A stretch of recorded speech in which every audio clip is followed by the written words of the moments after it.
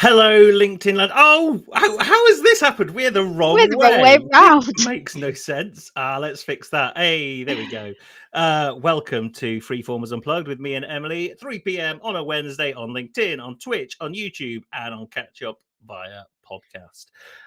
We hope you're all well. Emily, how are you? I am all right. I am still got this virus that just won't go away. So I'll be muting and coughing and spluttering and all sorts all over you. So be very pleased that we are 300 miles apart. Wow, what way to celebrate 5 years of the pandemic by going on LinkedIn Live and coughing a lot, Yeah. No, Um, I'm good. I'm good. It feels like spring is in the air and it's really making a big difference to my mood and everything. So I am really happy. Fantastic. And yeah, I am also happy that it is sunny.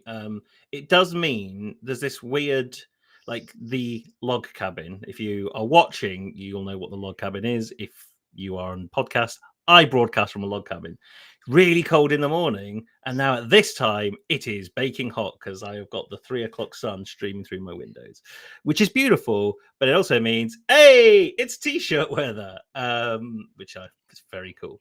The birds are singing, the t-shirts are on. Let's all go to a beer garden. We can't because we have children. Anyway, so They're not here. Well, I don't know. Mine aren't here. well, mine aren't here as well, but usually they're the things that get in the way of doing the things we used to do before the before time.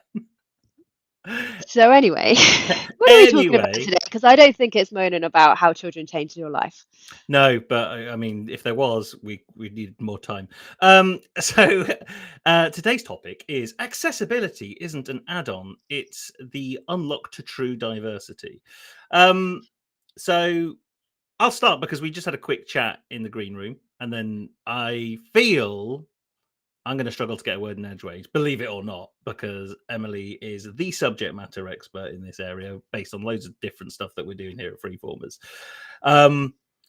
But the thing that used to annoy me, still does, is that I worked for a couple of agencies and we would design training programs, learning solutions for organizations. And then it was also always a retrofit to make these things that we created accessible to everyone in that organization, which seemed a bit crazy because if you're going to apply human-centered design properly, surely you'd build in accessibility in at the beginning. The other thing one of these organizations did in particular was they started charging it as like as an additional thing. So, oh, we will design the thing for you, and then we will charge you more to make it accessible to your audience, which to me felt pretty shitty. Emily, for podcast listeners, discuss because you look shocked. I'm pretty horrified that they would do that, especially if we consider under the Equality Act of 2010, let's get that in nice and early, which is basically what all our discrimination frameworks are built on, including disability. Then employers, yes, but also people who provide services, which includes training providers, which includes the agencies that you're talking about, have a legal requirement to make sure that people can access their stuff. Like, it's a legal requirement. I can't believe that you would charge extra for that. And not to mention that even if it wasn't a legal requirement, it's just fundamentally terrible. It's like a programming agency or development software company charging extra for security. Like, I don't have the words. What the hell, Toby? It wasn't me. I didn't do it. Good. I'm pleased to hear that. It's I was insane. that was the thing that annoyed me. That this is like it doesn't make. Annoyed you? It should have outraged you. It's horrendous. Well, all of a sudden, I'm not the loudest voice on this live stream, and that very, very rarely happens. If anybody's tuning in, which we can see there's a few people there, drop a hi in comments. Just let us know where you are, and let me know if you're as outraged as I am, or if you're just like Toby and just a tiny bit annoyed. I'm not just a tiny. Well, I'm not as annoyed as you, clearly, but I didn't. At that point, this was 5 years ago. 5 or 6. We'll just point out Equality Act 2010. 5 or 6. No, hang on. I'm not trying to say it was legal at that point.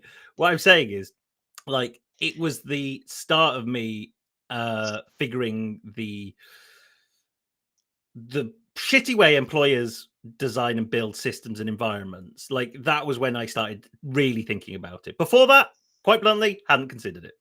And then I started becoming more aware of it. And even in the past 2 years, again, working with you, I have learned so much more. But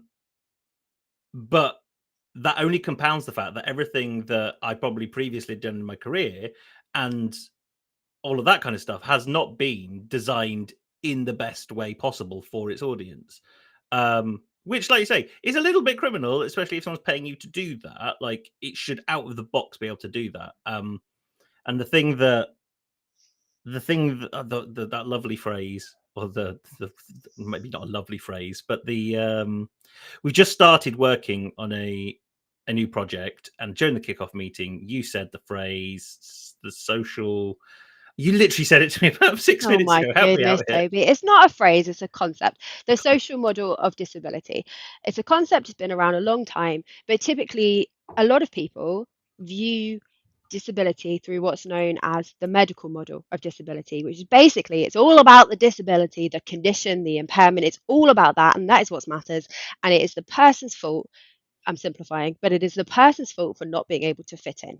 Hmm. Whereas the social model says that actually it's not anything to do with the person and what they can do and what they can't do. That's irrelevant. What it is the environments that they find themselves in are what are disabling. So the example that's used a lot because it's really nice and visual and helps people is to think about somebody, a wheelchair user.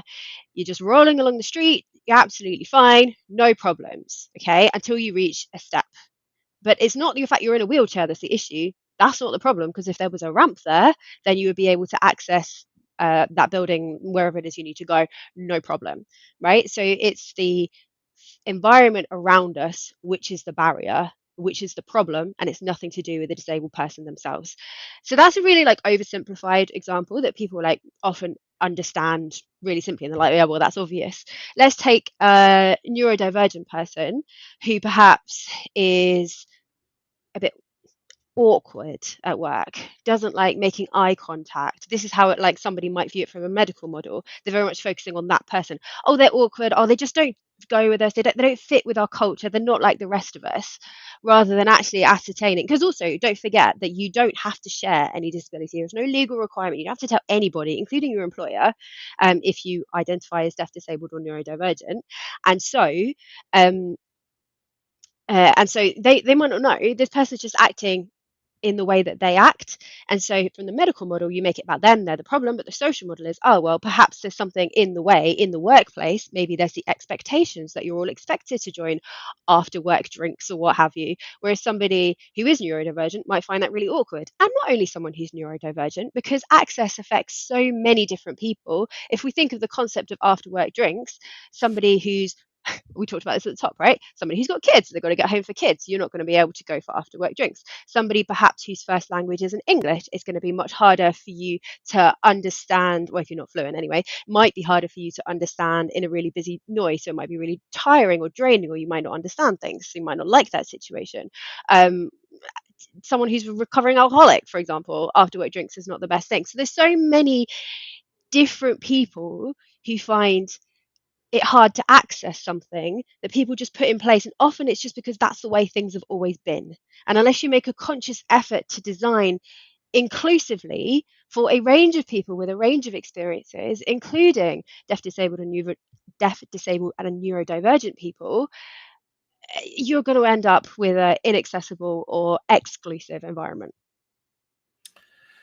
Well, I think I finally found the topic where Emily is going to be the one who is way more outspoken Okay, than me. I So, also just want to say I don't know everything. Okay, I absolutely don't know uh, everything, but I spent the last 5 years working with a lot of people who are experts in this I was gonna say industry. It's not this industry in this topic. I mean, on a range of different things, and some with lived experience, and some with professional experience. And it's through talking through them and working with the Creative Diversity Network, as I have since 2020, that I'm able to share some of these things with you. But I'm absolutely not an expert, and I don't profess to speak for every single person. which I think is fair. Like, and typically would be a little bit of a problem with human-centered design, because if you did lots of user research in all the things that you should be doing, you're still not the voice of that person, because actually, or that group of people, because clearly you've obtained some amount of data and information that is pertinent to that topic, but you haven't necessarily uncovered the full story or the experiences that got to that point in the first place. So you do make some massive shortcuts as a result. The thing, and I'm pretty sure we've talked about this on the live stream before, but the book, The Employee Experience Advantage, I know I've talked about that before, but this concept of reframing induction and onboarding, that when you hire someone, throughout the hiring process, you try and hire the very best person.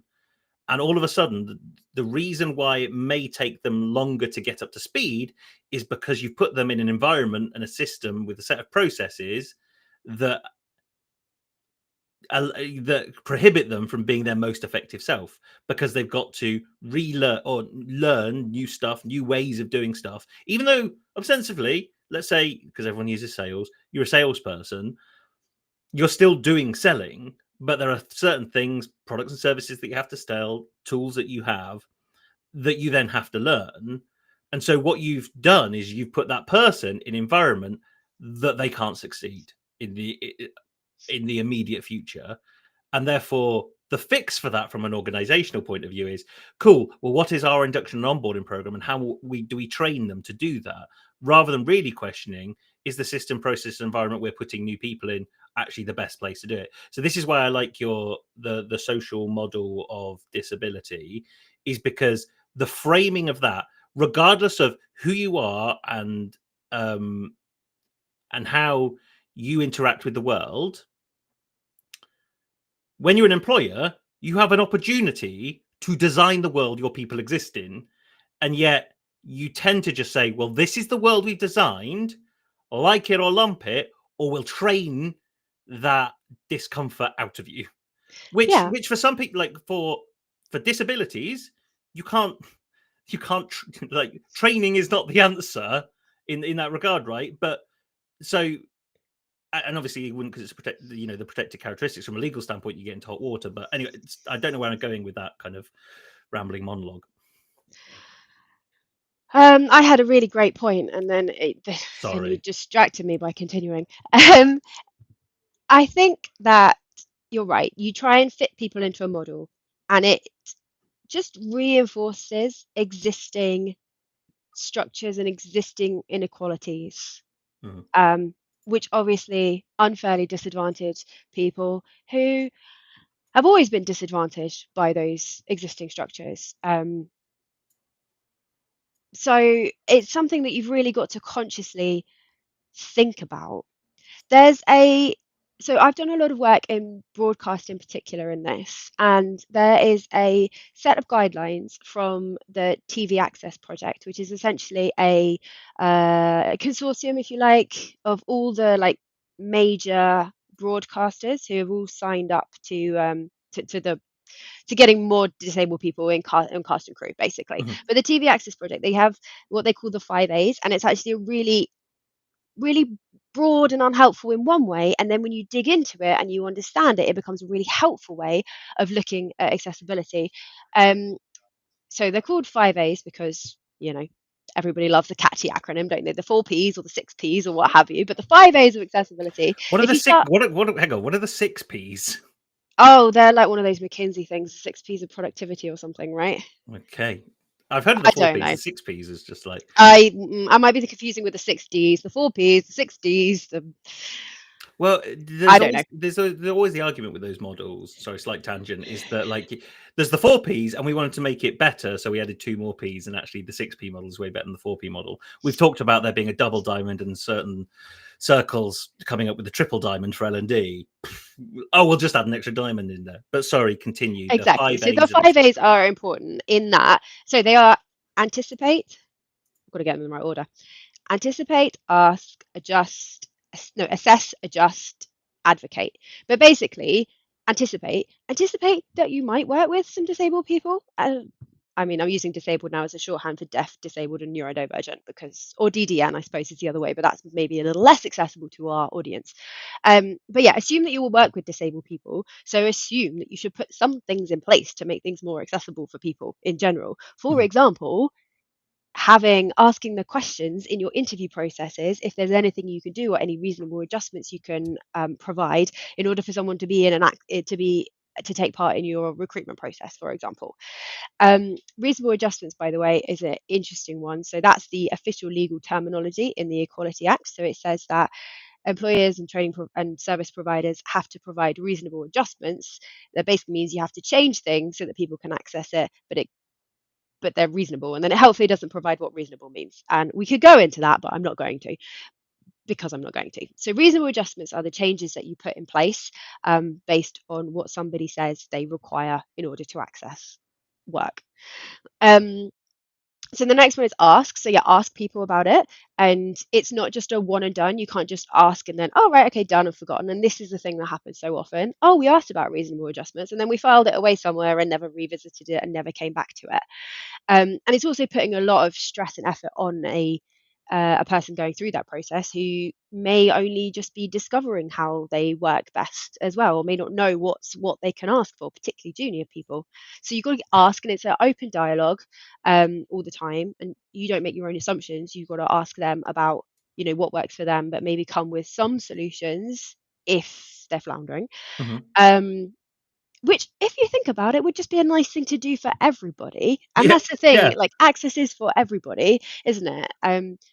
To make the world work a better place, which is why we're here.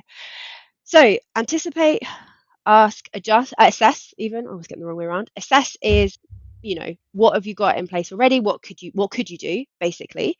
Adjust is make those changes, and then advocate, continue advocating for disabled people in general. Like say it's really easy to do these things, or look what we did, or things like that. Obviously, you don't want to make it about an individual person if they're not comfortable with that and they don't want to be a token or like a poster child or what have you. But it's still about celebrating the successes that you can. So I think it's a really useful framework, and you can like take it into any situation there is. So like I've just literally today I've been doing some training on productions, or writing some training on productions using these and like really digging into case studies about how you can use them for like really specific cases. So I think it's really interesting, and I am talking an awful lot.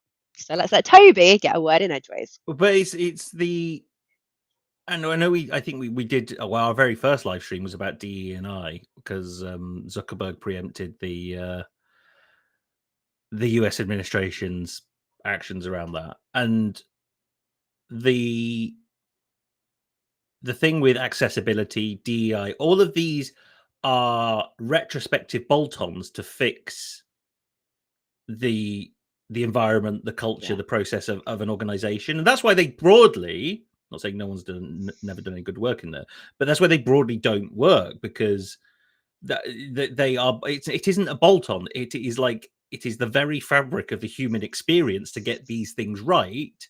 And therefore, if you go, oh, it's training, oh, I will bolt this on, I will hire a person to look after this specific thing, it's like it doesn't really work like that. No, it doesn't. Although it can help if you're a big company, it can help to have someone who is kind of the expert, if you Mhm. like, because let's face it, managers and HR generalists certainly don't necessarily have the skills or the knowledge. Like they might have the basics, but they don't have all the experience and everything, and can often lead to actually making things worse, especially very well-meaning people trying to do things really well, but actually, you're just singling out a person and putting them on the spot, or like mothering them almost, like, what's the word when you put a cushion over people, smothering them Mhm. with you know Wow. what I mean. You Yeah, know yeah, what I yeah, mean. yeah, yeah, yeah. Smothering people in a way that everyone's an adult, and that's not how you should be acting in the workplace. So it can be really helpful to have an expert in this who you can you know ask, but they then need to be embedded within, not as an add-on. And that is the key difference, I think. If you just hire someone, a DEI specialist, an accessibility specialist or consultant, you you can't just like ignore them and let them do their own thing in isolation. Like it absolutely has to be embedded across the whole business. um So let me give you a really nice example of, again, this is coming from the world of broadcast because it's one I was thinking about. I was talking to someone yesterday who's in casting, and they work for a casting agency that specialize in providing disabled, in fact, all sorts of different, typically, um, what's the word I want? I can't remember. It's just gone. Anyway, people who are different, if you like, which is a very offensive way of talking about it, but sorry, including disabled people. And Uh-huh. so they and this person was telling me that actually a lot of the problem comes is that people don't expect they're going to hire a disabled person, so they have, unless it's for a disabled role, so they haven't put anything in case. And then like the people going out and scouting all the locations are like, okay, we found a location, great, and then they're not thinking about access, and then somebody gets through to the final and oh, they happen to be a wheelchair user, but it wasn't written as a wheelchair user, so nobody thought that maybe we might not need to have 5 flights of stairs on location, for example. And so there's this kind of mismatch between departments, and I think you can translate that across to the world of work as well. If you're working in one team really well and you've got kind of the things set up that you need in order to do what you want, and then you go somewhere else and it's just absolutely just will not work that way and they refuse to accept it, that can be really damaging as well. So it really does need to be embedded across the whole organization. So in that model, the thing you talk about there is that if you got to that stage where you've got 5 flights of stairs and you've casted someone in a wheelchair, or you might be, traditionally, I imagine this still happens in some organizations. You go, oh, all right, we'll just hire someone else, Yeah. which is And like, and this person I spoke to yesterday told me the absolute low light of their career was having to tell somebody that they hadn't got a role because of their disability, despite having got to like and basically being wanted, and then having to tell them it was because of that. And obviously, they provided so much support and everything to this to the candidate, who then got another role eventually. But like, it came down to that, and it's just shocking, but it happens all the time. People just get written off because other people make assumptions about what you can do and what you can't do, because we are incredibly an ableist society and you just don't see past a condition or an impairment. I imagine historically, and again, there are definitely some organizations that still do this, is that especially with neurodiversity and neurodivergent individuals, you, I imagine that there are some managers and leaders that would performance manage them because they aren't performing in a typical way in the framework that organization would expect. So it's like, so you try and performance manage them to be neurotypical. It's like that Yeah. seems, because I'm just reflecting on my own the own conversations I've had with managers, and I'm not neurodiverse, or well, I don't, I haven't had any tests or anything to prove that I'm neurodiverse, but like my my brain works in weird and wonderful ways. Can't quantify it, but ordinarily, what would happen with conversations with managers and leaders in my past would they try and make me think like them, which ultimately I kind of found out that the way my brain works is pretty unique and pretty helpful for the things we do, right? Mm. And so I don't need to be performance. Only in the past like 2 years, where I've kind of I don't need to be performance managed to fit with inside an organization. I need the organization to figure out how to get the best of me. Ooh, that's interesting. Like every Yeah. organization, every organization, like I don't want to pat myself on the back too much, but I'm pretty good at what I do. Sometimes. So Yeah, no, eight, you are. You are. 80% of the time, I'm pretty good at what I do. 20% of the time, when it's process and and other stuff, I'm rubbish at. But every organization I've been in, I have been prohibited at being the very best because I was expected to perform and act like everybody else. When actually, if you embrace the fact that I don't think and act like everyone else, I would have probably had way more impact in those organizations. Hmm. And you a person who's quite confident. And I know you haven't always been, but you are generally quite a confident person, and you're also Hmm. very good. And not everybody can be very good, and it's okay that not everybody's very good, because you know what, average is average for a reason. Like, average people are often solid and dependent and reliable, and they can still be the best that they can be. And so if they're in the right scenario and the right environment. And so if you're a person who doesn't have that confidence or that experience, which you now have, despite the fact, as you said, looking only 15, um, I was reading one of your transcripts with somebody earlier. Despite the fact you look 15, you have got 15 years experience. So if you don't have that experience or that confidence or that ability, then it becomes even harder for you to say, this is what I need, this is what I require to be able to do my job. And ultimately, it just ends in a downward spiral of, you being performance managed because you're not achieving. When ultimately, it's the environment that's not allowing you to be your best. This goes, but like, it's why accessibility. If you approach accessibility from to go back to what you said, right, from a position of disability, like if disability is that you're trying to solve for disability, that doesn't make any sense. No. You should be solving for accessibility. And when you talk about accessibility, it's like for everyone. Like, and this is like the very fabric of a great workplace. If you want to embrace diversity, if you want to have a great thriving work environment that appreciates lots of different types of people, then you've got to get into a place where you can design. And we've just kind of got lazy. Actually, that's a word I use a lot, and I think it's probably Yeah. unfair. But the systems and processes of how we've created workplaces for the past 50 years are no longer fit for purpose for the society we now live in, because we have a much more I'd like to think in broader circles, we have a lot more empathetic and understanding society than we ever had before. In some circles, that is the opposite. And the problem is it's kind of polarizing. However, if you want to be the best employer you can be, then you just have to design for everyone in mind, which is difficult. Anticipate that you'll have different people, and then you're not going to get everything right first time. Of course you're not. And then it's a case of, talking to people about how their experience was in a way where they don't feel judged and they do feel psychologically safe to tell you how that experience was, so that then you can make it better for the next person and the next person. And different people will have different requirements, absolutely, and different preferences. We all do. We all have different preferences. So another way of looking at it is providing multiple ways in which someone can access something. So this is something that comes from the universal design for learning principles, but I think you can apply them to everything. Basically, multiple means is essentially have lots of different multiple ways of doing it. So Mhm, multiple ways of accessing something. So for example, this, you can watch us, you can listen to us, and I'm really hoping, because it's ironic if there isn't, you have captions as well, right? We have captions when this mhm. goes Yeah, out. yeah. Closed captions automatically generated. Exactly. So therefore, you can access it in lots of different ways. And that's nothing to necessarily do with you having a disability or not. It comes down to preference. Some people like Mm. listening, some people like reading, some people just like skimming a transcript and moving on. It's a really good point. The thing that I've now got in my head is that every job application, every form you fill out as part Oh of God, employability, job applications are the worst. you're gonna the accessibility of a job application for one thing, but you have the drop down box or various drop down boxes to indicate you sit in certain demographics.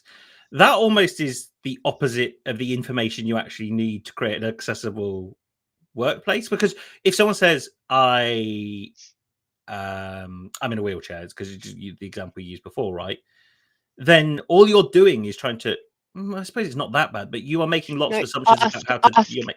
Oh, This is go where you back to come the to five this A's. 5 A's. The second A, ask. Don't assume that just What's the because first you A know. again? Sorry. The first one is anticipate. Anticipate Okay. that you might hire, might work with, might have disabled people on your team in your company. And if you have a big company, chances are you definitely do, even if Uh-huh. you don't know it, and possibly even if they don't know it as well. And it doesn't really matter about a diagnosis or anything. It comes down to how people work at their best. Yeah.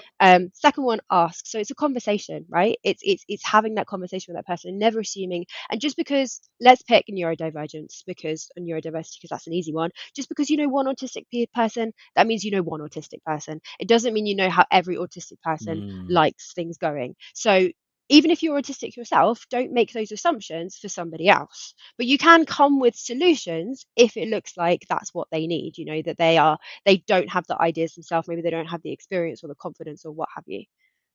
Mm. I had a really interesting thought. I know there it is. I found it. It was on the curtain. So the interesting thing, because I think we talked about menopause before, and menopause isn't a protected characteristic. So, and then there are disabilities that are protected characteristics. So you you kind of end, if we talk about where we started at the beginning of this chat, that accessibility to a learning and development provider was a bolt on as a cost and as an action and retrospective.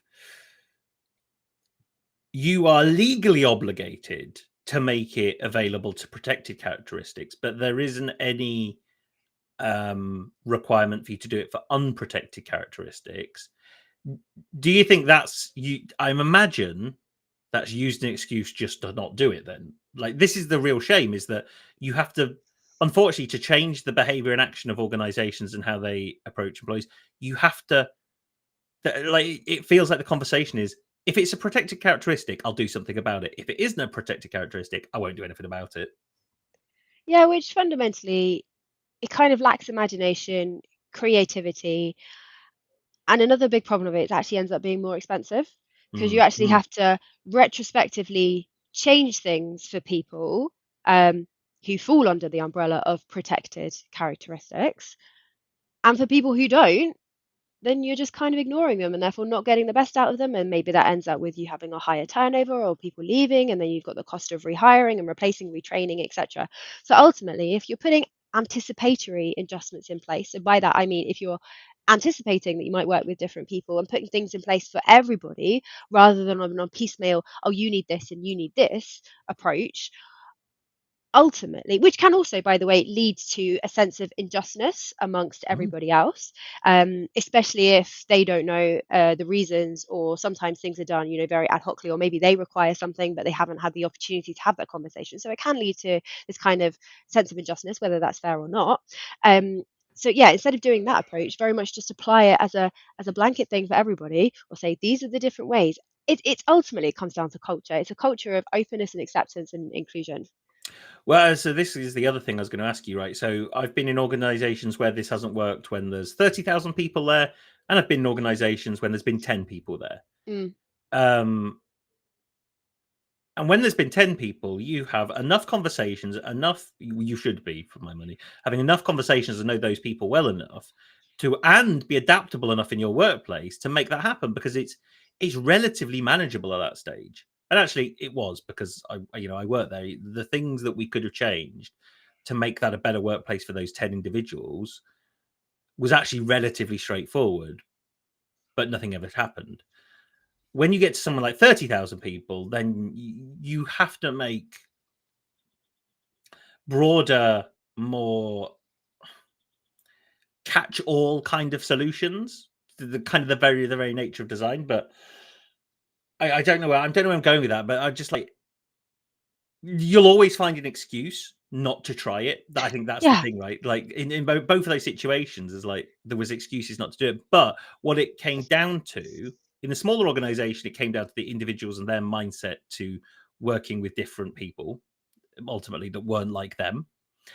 In the larger organizations, it became a systemic issue, and the almost the choice paralysis of kind of going, well, I can't do anything because there are a million and one things I need to do. And so, but are just you're doing just a shit job of it if you don't do anything, even if you don't just try one thing, right?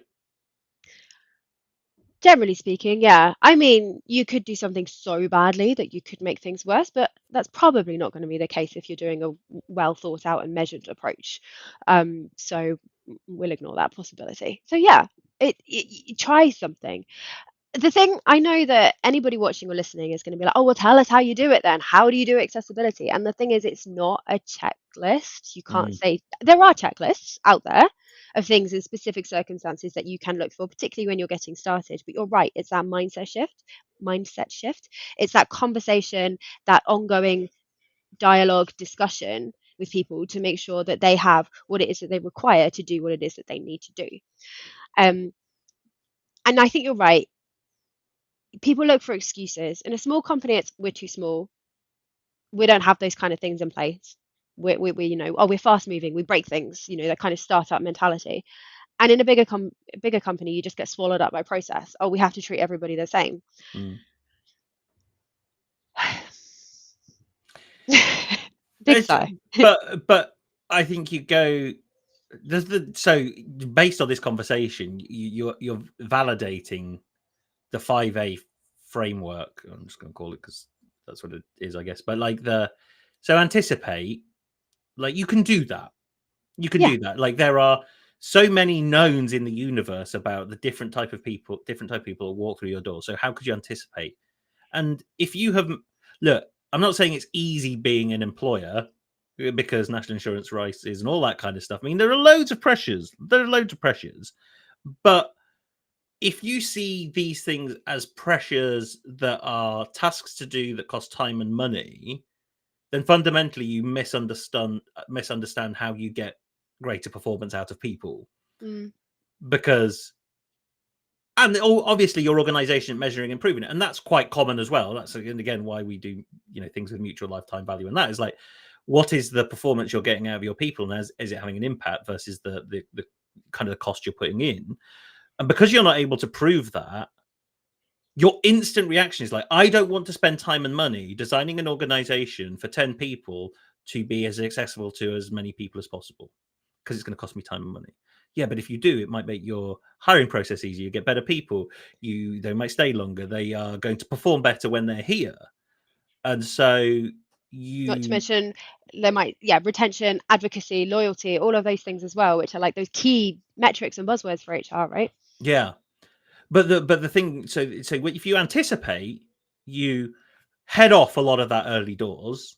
So anticipate. I'm just going to regurgitate. Then you That's ask, fine. right? So you build into the, because I'm learning as well here because we've had few conversations about it, but not unplugged. So then you can build in the ask mechanic into everything you do in the employee experience, right? Ask, not tell. I don't know, but like, what do you need? Like, if you've been in the world of work before, what do you need? Now, there's a world of like, you don't know what you don't know, so they're not going to be able to tell you everything that they need Yeah. because you might not know until we get there, right? But you can build that in. What was the third one? Well, I just also want to come back to Oh, ask. It's not just at hiring stage, it's throughout. So you need to have those kind of regular reviews and regular check-ins. So because when it you're having changes, right? those, it changes because your role might change. Because I mean, hands up, how many people have got to a job and it's been absolutely nothing like the job description? Like so many people, right? Like, of course, we all have. Every job. So it changes, and you as a person change as well, and you discover new things and you learn new things about yourself. So it's a continued conversation, always ongoing. Is the important thing about ask. The third one is assess. Now, the very base level of assess, I imagine that most organizations do at the moment is the sitting screen. What's the thing? It's not a DBS. What's it called? DSE. DSE. Yeah, your DSE evaluation and compliance training that you have to do. That's the only thing. That process seems like the only assess bit for me that ever happens in an organization. But I'm guessing there must be others. I mean, for a lot of places, they'll have an accessibility policy Mm-hmm. as well. So, do we have a policy? Oh, look, we have a policy. Do we ask people about reasonable adjustments? Oh, look, we ask people about their reasonable adjustments. Tick, tick. You can get, for example, there's a certification called the no, uh, disability confident scheme. Oh, I know this, and it's That's okay. just I gone out of trust my that you know it as head. well. That's fine. Things Yeah, with life skills. disability confident employer scheme. Mm-hmm. And then there's three different levels. But the problem with that is it becomes a checklist because Yeah. to get a certification you have to meet acceptance criteria or success criteria, and then it becomes a checklist. So are we I'm right. And this is my own need coming in. I'm just going to make sure I can't see any comments because I cannot read the comments and talk at the same time. I just can't do two things at once. And we have adjusted for that by you doing all of that rather than me, because your brain can do three things at once. Um, so yeah, there's a thing called disability confident employer scheme, but it does risk things becoming a sort of a checklist, a tick, tick, tick.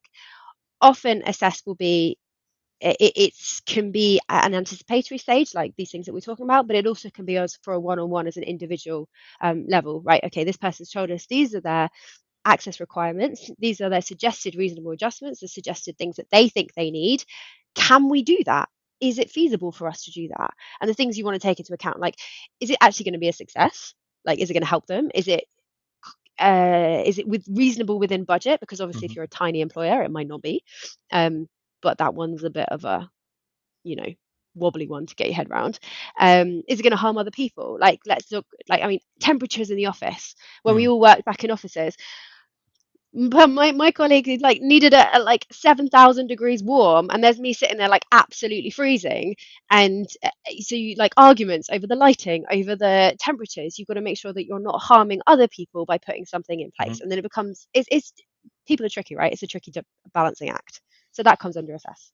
Assess. So Ron, no, Ron's apology for breaking the flow. Do not apologize for breaking the No, flow. don't break the flow. It's my fault for not putting We my own adjustment in place. we love the conversation. Ron comes up with such an interesting point, right? It's interesting to think about when different job descriptions have different tools, training systems that are needed. Then we aren't treating everyone the same. But when different people, not necessarily jobs, need different tools to succeed at their job, then it's a problem. And this is right. You become an employer first organization rather than employee first. And it's not that necessarily it has to be their first or their first, but it's like there's the balance between these two things that, especially in this area, it's not a balance. And Ron has some experience working as a social worker as well, Mm. and just said he's really appreciating the conversation as well. So Ron, thank you so much. And I Thanks, know you've Ron. been in our stream before, so welcome back, and thank you for your commentary. Really appreciate it. So we've got a couple of minutes left. We've done anticipate, Anticipate, ask, ask, and assess. assess. Yeah, anticipate, ask, and assess. What are the last two again? Just to round up. Adjust. Adjust. Adjust, Which so kind of, make the adjustments. yeah. And again, it's coming back to having those review processes in place, not assuming upfront. Someone I work very closely with has frequently had adjustments imposed upon them because they're like, oh, you're a dyslexic person, therefore you must need this speech to text software without ever thinking, oh, sorry, text to speech software without ever thinking of the fact that like their computers don't allow headphone access, and that's going to piss everybody else in the whole office off, for example, things like that. So like Mhm. imposed adjustments are often a problem. People thinking they know best, you don't. Um, but we know that, right? We know that. Yes. So it's making the adjustments. And then the final one is advocate. It's just like continue to advocate for people. Your people, and I know you hate saying your people, although you do say your people a lot. Your people are your best asset. Like, why Mhm. would you not advocate for them? This has been a phenomenal episode because I still have most of my voice left, which I don't usually by the end of these. If there's like, I know you said like there's not one easy fix, there's no checklist. Oh, there's plenty of checklist, and we've talked about the 5 A's. Like, if you were in HR or L&D, or you're like a company owner, where would you start if you've not done anything with this before? Where do you, because you like, what do you Okay. do? You can't say Yeah. what you do, right? Because I think the question is going to be about ask and assess, but what could you do? Well, I think the first thing is well, the first thing, make sure you understand your legal requirements as an employer. That's the Mhm. first thing. I think the second thing is to familiarize yourself with the social model of disability, which is a little bit of a mindset shift, particularly if you've not had lots of contact or been around lots of deaf, disabled, or neurodivergent people in your life and your career. Um, the third thing, and this is where I think it starts to get a little bit more interesting, um, is probably familiarizing yourself with the concept of access passports. And here I am throwing something in brand new at the end of the episode.